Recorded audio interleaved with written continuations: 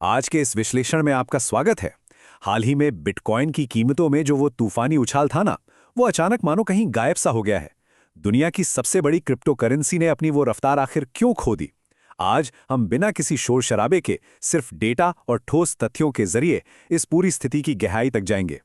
$79,360 ये सिर्फ एक रैंडम नंबर नहीं है। ये ठीक वही रेजिस्टेंस लेवल है जहां बिटकॉइन की वो जबरदस्त रैली मानो एक झटके में रुक गई।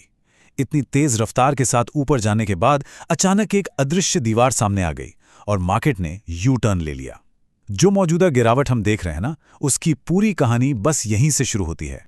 तो इस पूरे मामले को समझने के लिए हम 4 अहम पहलुओं पर बात करेंगे। पहला, बिटकॉइन रैली का रुकना। दूसरा, इसके पीछे के ग्लोबल कारण और मैक्रो इकोनॉमिक्स। तीसरा, बीटीसी यूएसडी का टेक्निकल चार्ट क्या कहता है। और चौथा, बेरिश और बुलिश रणनीतियां। चलिए सीधे पहले हिस्से पर आते हैं। भाग 1, बिटकॉइन रैली का रुकना। अगर हम देखें तो बिटकॉइन को नीचे खींचने वाले जो बाहरी दबाव हैं वो बिल्कुल साफ नजर आ रहे हैं। सबसे पहले तो स्पॉट बिटकॉइन ईटीएफ से भारी मात्रा में पैसा बाहर निकल रहा है। याद है, इसी महीने की शुरुआत में इनमें अरबों डॉलर का निवेश हुआ था।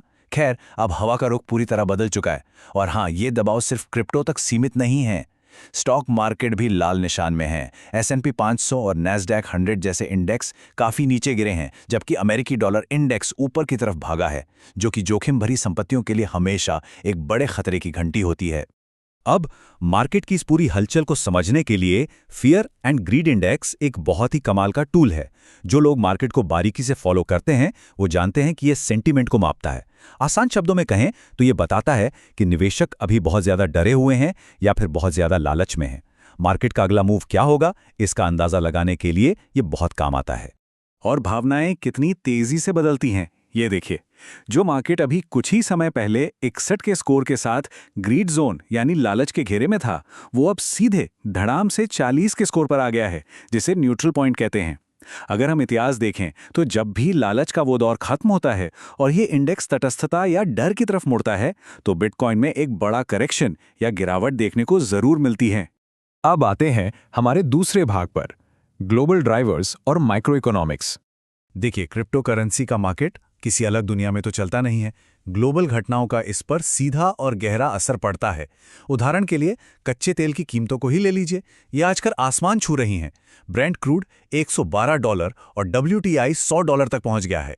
इसके पीछे अमेरिका और ईरान के बीच चल रहे युद्ध विराम की खबरें और हॉर्मुज़ जल डमरू मध्य यानी स्ट्रेट ऑफ हॉर्मुज़ का बंद होना जैसे गंभीर जियोपॉलिटिकल कारण हैं। इन सब ने ग्लोबल एनर्जी सप्लाई को भारी दबाव में डाल दिया है। और यहीं से शुरू होती है एक मैक्रो चेन रिएक्शन, यानी एक के बाद एक घटनाओं की कड़ी। होता क्या है? स्टेप 1, तेल की कीमतें तेजी से ऊपर जाती हैं। स्टेप 2, ऊर्जा महंगी होने की वजह से महंगाई भी ऊंचे स्तर पर बनी रहती है। और फिर स्टेप 3, इसका सीधा असर पड़ता है फेडरल रिजर्व पर, जिसके लिए ब्याज दरों में कटौती करने के रास्ते लगभग बंद हो जाते हैं। अगर आप ध्यान से देखें तो ये पूरी कड़ी बिटकॉइन जैसे एसेट्स का दम घोटने का काम करती है। इसीलिए 3.50% से 3.75% का ये जो आंकड़ा है ना, ये बहुत ज़्यादा अहम है। ज़्यादातर एनालिस्ट यही मानकर चल रहे हैं कि फेडरल रिजर्व अपनी अगली मीटिंग में ब्याज दरों को इसी लेवल पर स्थिर रखेगा। और हम सब जानते हैं कि हाई इंटरेस्ट रेट्स क्रिप्टो के लिए कभी अच्छी खबर नहीं लाते। लेकिन अगर फेडरल रिजर्व कोई चौंकाने वाला फैसला ले लेता है और दरों में कटौती का इशारा कर देता है, तो मानकर चलिए ये बिटकॉइन के लिए एक बहुत बड़ा बुलिश कैटलिस्ट साबित हो सकता है। चलिए, अब मैक्रो इकोनॉमिक्स से बाहर निकलते हैं और सीधे चार्ट्स पर आते हैं। हमारे तीसरे भाग में बीटीसी यूएसडी टेक्निकल ब्रेकडाउन। इन टेक्निकल लेवल्स को ना मार्केट की एक तरह की लक्ष्मण रेखा समझ लीजिए। सबसे ऊपर है $79,360 का वो की रेजिस्टेंस, जिसे पार करना बिटकॉइन के लिए इस बार नामुमकिन सा रहा। इसके ठीक नीचे $76,410 का मार्च सपोर्ट है। और चिंता की बात यही है कि कीमत हाल ही में इस क्रिटिकल सपोर्ट लेवल से नीचे खिसक गई है। अब जो आखिरी बड़ी रक्षा पंक्ति बची है वो है $73,465 पर हमारा 50 दिन का EMA। अगर हम डेली टाइम फ्रेम पर इंडिकेटर्स को ध्यान से देखें तो वहां एक छोटा डबल टॉप पैटर्न बनता हुआ दिख रहा है। ट्रेडिंग की दुनिया में यह अक्सर मंदी या गिरावट का एक मजबूत सिग्नल होता है। और बहुत सिर्फ यहीं खत्म नहीं होती, RSI और MACD दोनों इंडिकेटर्स का ग्राफ भी लगातार नीचे की ओर गिर रहा है। ये सारे बियरिश संकेत एक ही तरफ इशारा कर रहे हैं कि इस एसेट की जो तेज़ रफ्तार थी वो फिलहाल काफ़ी धीमी पड़ चुकी है। मार्केट एनालिस्ट्स का इस पर बिल्कुल साफ रुख है। उनका कहना है कि 73,465 पर मौजूद 50 दिन के मूविंग एवरेज से नीचे की कोई भी गिरावट तेजी की सारी उम्मीदों पर पानी फेर देगी और इसके बाद नुकसान और भी गहरा हो सकता है। सीधे शब्दों में कहें तो टेक्निकली यही वो आखिरी फर्श है जो ये तय करेगा कि यहां से मार्केट में रिकवरी आएगी या फिर एक बहुत बड़े डाउन ट्रेंड की शुरुआत होगी।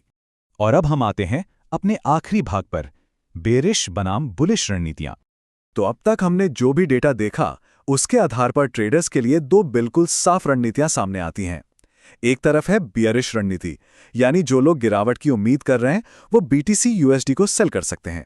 इसके लिए अगले 1-2 दिनों का टारगेट या टेक प्रॉफिट 70,000 और स्टॉप लॉस 80,000 पर रखा गया है। और दूसरी तरफ है बुलिश रणनीति, यानी जो लोग रिकवरी की उम्मीद में हैं वो खरीदारी कर सकते हैं, जहां टेक प्रॉफिट 80,000 पर और स्टॉप लॉस 70,000 पर है।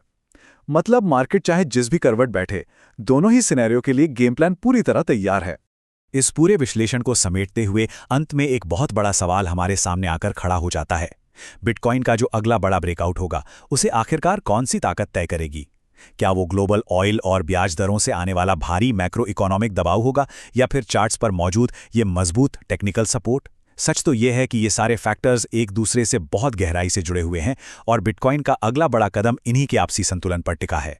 इस एनालिसिस का हिस्सा बनने के लिए शुक्रिया। अब देखना यह है कि मार्केट आगे क्या चाल चलता है।